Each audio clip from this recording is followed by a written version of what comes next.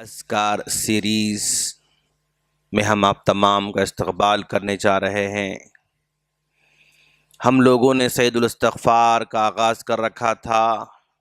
جس میں اللہم انت ربی لا الہ الا انت خلقتنی وانا عبدک، یہاں تک ہم پہنچے ہوئے تھے۔ تو کچھ باتیں ہم پھر دوبارہ ریکیپ کرتے ہوئے آگے بڑھیں گے انشاءاللہ۔ کل ہم لوگوں نے پڑھا تھا خلقتنی، اے اللہ تو نے مجھے پیدا کر رکھا ہے، میں تیری خالقیت کو تسلیم کرتا ہوں اور تیرے علاوہ کسی کی خالقیت کو تسلیم نہیں کرتا۔ تو خالق ہے اور میں مخلوق ہوں، تیرے علاوہ کوئی خالق نہیں ہے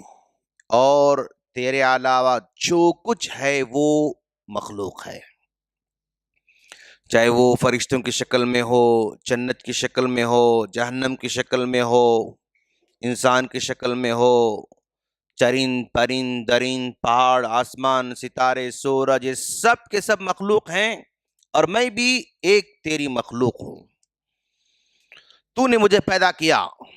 اے اللہ میں کس شہر میں پیدا ہوں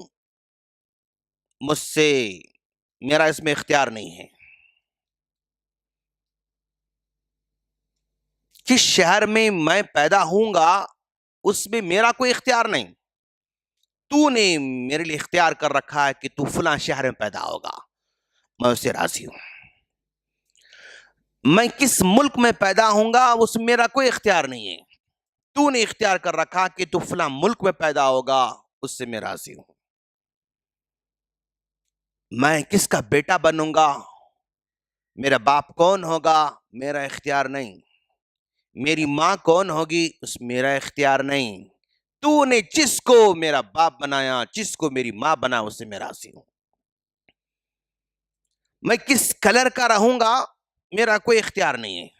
تو نے مجھے جو کلر دیا ہے اس سے میں راضی ہوں۔ میں جس شکل صورت کا رہوں گا اس میں میرا کوئی اختیار نہیں، تو نے جو مجھے شکل صورت دے رکھی ہے اس سے میں راضی ہوں۔ میں دنیا میں کب آؤں گا اس میں میرا بھی کوئی اختیار نہیں ہے، تو نے جب مناسب سمجھا تو مجھے دنیا میں لایا، کون زمانے میں آنا تھا اس میں مجھے اختیار نہیں دیا گیا،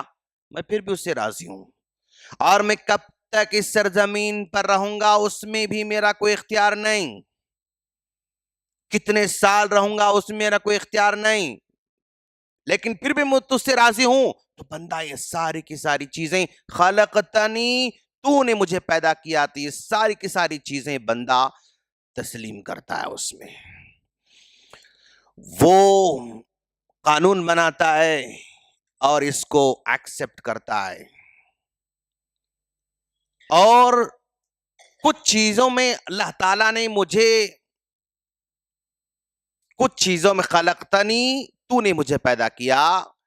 کچھ چیزوں میں مجھے کوئی اختیار نہیں دیا، لیکن کچھ چیزوں مجھے اختیار دیا، کچھ چیزوں میں مجھے کوئی اختیار نہیں دیا لیکن کچھ چیزوں مجھے اختیار دیا۔ وہ کون سے جتنی چیزیں میں نے بتائی اس میں مجھے کوئی اختیار نہیں۔ عبادت میں کیسے کروں، اپنی مرضی سے نہیں کر سکتا، اس نے جیسے بتایا ہے بالکل ویسے مجھے کرنا ہے، میرا کوئی اختیار نہیں۔ ہاں اختیار کس میں دیا، بھائی یہ نیکی ہے اور یہ برائی ہے، یا تم اس کی طرف جاؤ یا تم اس کی طرف جاؤ، اس میں مجھے اختیار دیا ہے۔ دونوں راستے ہیں، بھلائی کا راستہ بھی ہے، برائی کا راستہ بھی ہے، تم چاہے اس پر چلو تمہاری مرضی، تم اس پر چلو تمہاری مرضی، اگر اس پر چلو گے انجام تمہیں یہ ملنے والا ہے، اس پر چلو گے تمہارا انجام یہ ہونے والا، اس میں مکمل اللہ تعالیٰ نے اختیار دے رکھا ہے۔ لیکن ایسا اختیار فرشتوں کو نہیں دیا، فرشتے بس نیکی ہی کرنے والے ہیں،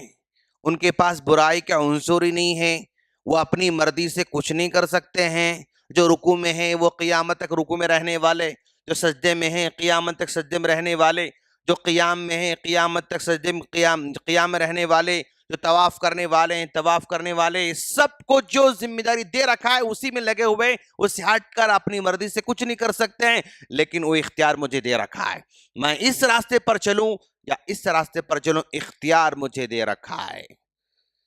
اور خلقتنی، تو نے مجھے پیدا کر رکھا ہے، وعبدک وانا عبدک، اے اللہ میں تیرا بندہ ہوں، جیسے ہم نے کل کہا تھا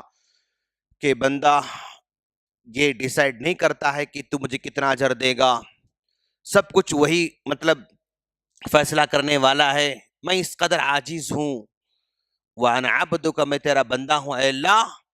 تو مجھے اپنا ایسا بندہ بنا،